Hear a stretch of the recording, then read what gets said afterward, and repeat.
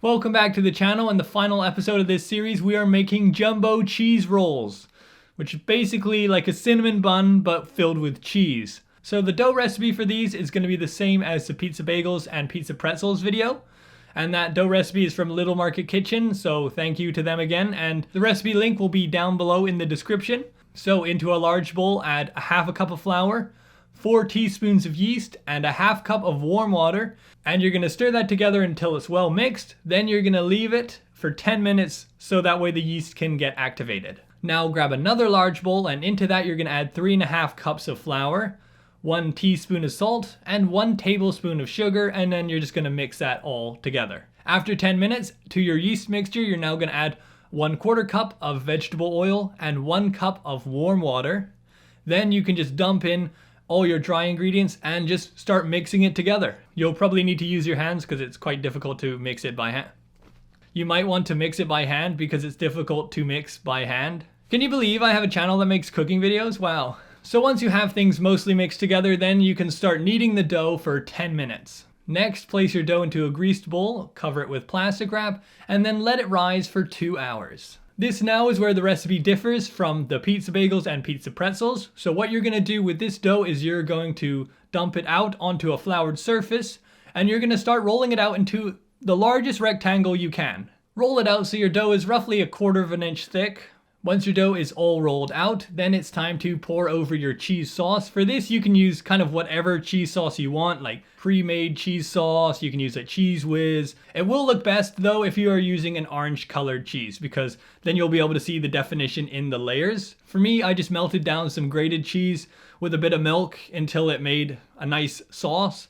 And then that was what I used. So you can kind of be creative here, do whatever you want. The cheese sauce is going to act like the glue that sticks everything together. So on top of this cheese sauce, now you'll sprinkle on a bunch of grated cheese to really well cover it. I didn't have any grated cheese, so I just chucked down a bunch of cheese slices. You can also do that too. Kind of whatever cheese you have laying around, just throw it on there. Again, using an orange colored cheese is preferred because it will look closer to the ones you'll find in like the grocery store bakeries. But if you're not really bothered by that, then don't worry. Now it's time to roll up the dough just like with cinnamon buns.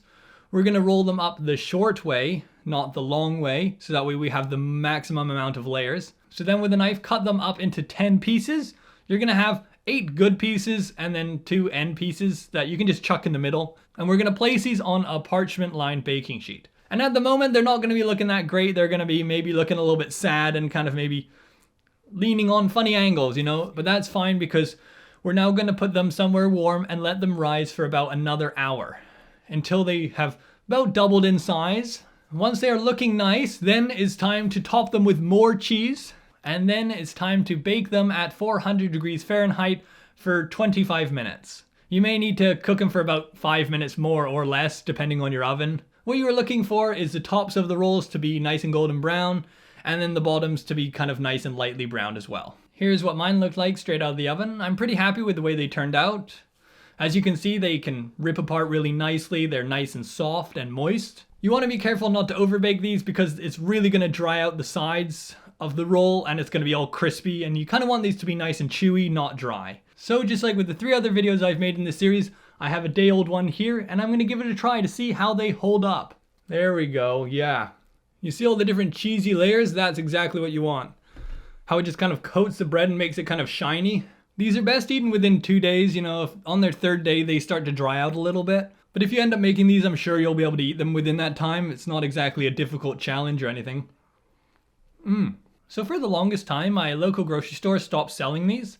But as soon as I start kind of like testing out the recipe a little bit and trying to make these, they are selling them again. This happened with the pizza bagels and with the pepperoni cheese sticks. So it seems like whatever item I choose to make, the grocery store is like, okay, fine, we'll bring it back. With the exception of the pizza pretzel, that still hasn't come back to any of the grocery stores near me. It may be somewhere near you, but not where I live currently. I'll know things have returned back to normal when they bring back the pizza pretzels, you know, it'll be a full cycle. If you wanted to make the filling even tastier, you could probably add some like sun-dried tomatoes, like onions or olives. Any of that kind of stuff would also make these even tastier. A lot of stuff goes well with cheese and bread, so just chuck in whatever you think would work, and it probably would.